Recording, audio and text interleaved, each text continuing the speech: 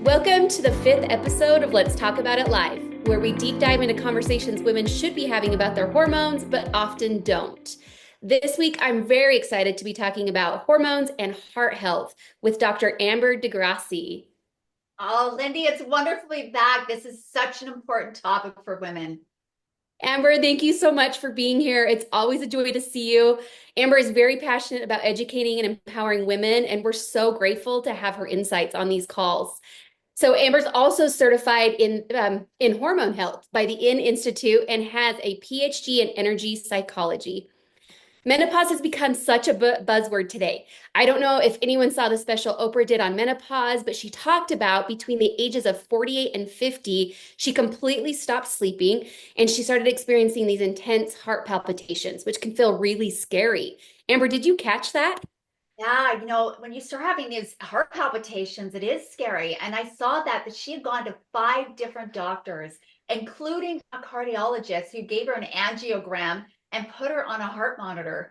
And no one said to her menopause, even though as much as 40% of women experience heart palpitations as a symptom. Unfortunately, this is the experience of too many women we love at this phase in our lives. And it can take up to 6 to 8 visits, they're saying on average, before anybody mentions menopause. Wow. That just confirms how scary it is that we're not getting the right answers when we go to the doctor. And so the more informed we are, the better the questions will be that we can ask. So we do know that between perimenopause and menopause, it's such a time when heart risk increases in women. Talk to us a little bit more about that. Yeah, you're right. Between perimenopause and menopause, our heart risk rate does increase. And I heard a really beautiful speech by Dr. Jane Morgan, pardon me. She's a renowned cardiologist, and she spoke about menopause and heart disease. It is the number one killer in the US of all Americans, and heart disease is the number one killer of women. 80% of heart disease is preventable and only 20% is preconditioned, which is really good news to hear about. But the 80% is due to our choices until we get into perimenopause and menopause. Prior to perimenopause, women's risk is half that of men. But as we transition into perimenopause and menopause, we match men. And that's really, really scary. And that's because our estrogen is protecting our hearts. And estrogen is an anti-inflammatory agent. Heart disease is part driven by chronic fatigue and inflammation of the body and by building plaque. And so she talks about a paper that she discovered at the American Cardiologist Conference in 2024, a study of women having between 1 and 6 hot flashes a week. And when they looked at women who were having at the high end 6 hot flashes, they had a narrowing of these two main arteries here. These are major blood vessels that provide oxygen to our brain, and we have one on each side of our neck. She said that these artery disease can cause and be a cause of 1/3 of all strokes. Wow, that's scary. So you talked about hot flashes, and I feel like those are on a rise compared to what maybe our mothers and our grandmothers experience. Do you have a reason why, or what are you thinking that could be a contributor to that? Well, look, we've talked about our endocrine disruptors, and you just said that, Lindy. So our endocrine disruptors are causing to mimic our hormones and block our hormones. And we can't correlate it, but I saw this study by Dr. William Lee. He had discovered a study a few years ago that came out from Italy with a neurologist and a cardiologist had done the study. And we know that, and we've heard this the last few years, we're consuming up to a credit card's worth of plastic a week. But they looked at people with clogged blood vessels and cardiovascular disease in these same two main vessels going to the brain, and they were narrowing. And when they removed the plaque, they detected plastic in the narrowing of these blood vessels feeding the brain. More importantly, they found a correlation that people who had embedded plastics in their blood vessels were 4 times more likely to have a fatal heart attack or stroke. Wow, that's scary and makes me think about all of the things I consume that are in plastic. Just think of a plastic water bottle. I know a lot of us reach for that for convenience, but knowing that you are getting plastic from that water, that's scary. It's very scary. And so I think that we need to start being more aware, and the more informed we are, we're more aware of what we're grabbing and what could be putting in our bodies because of what it's packaged in, or in the instance of a water bottle, that it's contained in plastic and stored that way for a long time. So very scary. What's fascinating about this topic of heart disease is we're noticing that the risk of heart disease actually is going up at the same time women are experiencing menopause.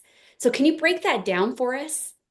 Yeah, so as women are going through menopause, heart disease symptoms are almost the same symptoms of menopausal women.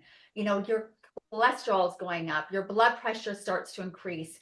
And the reason is our estrogen receptors on our arteries begin to receive less estrogen. As a result, the vessels aren't able to expand or contract, which is what manages our blood pressure. So our blood pressure begins to rise. We're getting less sleep, poor quality of rest, and it's being interrupted, like we spoke about a few weeks ago. Our visceral fat around our midsection starts to be more protruded, and we're going to talk about that next week. And these are all risk factors for our heart disease. You're in perimenopause or even postmenopause, and you go see a physician. You have visceral fat, you have elevated cholesterol, blood pressure is going up, you're not sleeping, you're exhausted, and they just want to send you home with an antidepressant. And so we need to start advocating for women that we love. Men go and get a physical when they're told to be recommended an EKG when they do their physical. And as women, we go get our breast exams, and which are critical, and we go and get our pap exams, but we need to start asking for an EKG so we can have that on file. And Dr. Morgan said that if you take all the other cancers in the world, in the US, cardiac disease is still number one. And so we need to educate the women we love. So, what are some of the solutions? Number one, we need balance. We have that beautiful solution to balance our hormones, but it also metabolizes the bad estrogen in our bodies, which we just spoke about is so important. We also nitric oxide, molecular gas in the human body. We need to have a vascular dilator, which beautifully we have prime, because we need to have our send that signal to our arteries to relax and expand. And then even if you're feeling well, ask for an EKG so you have it on file. And we're going to talk about next week about exercise, what exercise looks like at this next phase of our life, because it's very different than it's been before. And last, we just have to have compassion for ourselves. We're all moving through this together. The whole world, there's 1 billion women on the planet going through menopause right now. You're not going to get out of menopause. You can't out yoga it. You can't out exercise it. You're going to go through it if you're born with ovaries. And so we just have to understand and educate the women we love why this is such an important topic. Amber, that is such a great note. So many important things that you just shared and some great takeaways for all of us. I feel like these calls really help us be more informed, which hopefully then allows us to go into our doctors and into, this next stage of our life, more informed, more empowered, and willing to ask the hard questions so that we can get the solutions that we need for, really a healthy and happy life. So excited to have you on this call. You teased it already, so I'm going to just mention, join us next week. We are going to talk about hormones and weight management. It's going to be a really great call with many takeaways. And if you like what you're hearing, please drop comments into the chat here on Facebook. And we are excited to see you next week. Thanks for joining us. Guys.